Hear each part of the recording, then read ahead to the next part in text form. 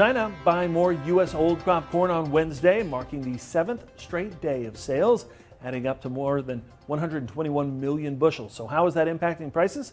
Michelle Rook is back with the answer in Markets Now.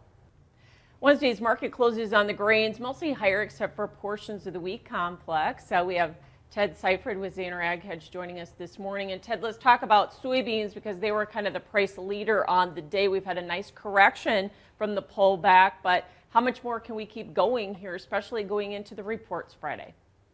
Yeah, that's a really great question, Michelle. I mean, we're now 70 cents off the lows in just 4 days for soybeans. It's been a very impressive rally in what had looked like a chart meltdown. I would think that buying could slow down and maybe even see some profit taking in front of this report on Friday. This is one of the biggest reports of the year. And then you're gonna have to say, after a recovery like this, it really needs to be a rather bullish report. Because if it's not, you think, buy the rumor, sell the fact, and you could see a reversion back towards those lows or revisiting the whole idea of breaking out to the downside.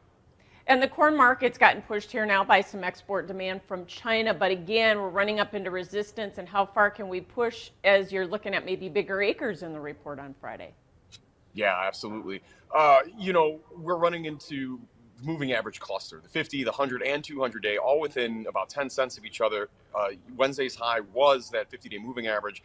I think that should hold us before the report. And then we'll have to see what the report says. Okay. But I will say, I'm glad that the trade expectations are, around that 91 million acre for corn. I was worried that because of last year's planted acreage, we might have some lowball expectations out there. But obviously, analysts were looking at last year's intentions and not just focused on what last year's planting was. Because again, we had some issues for planting and they fell well below the intentions. And why did wheat kind of fade the Russia export news?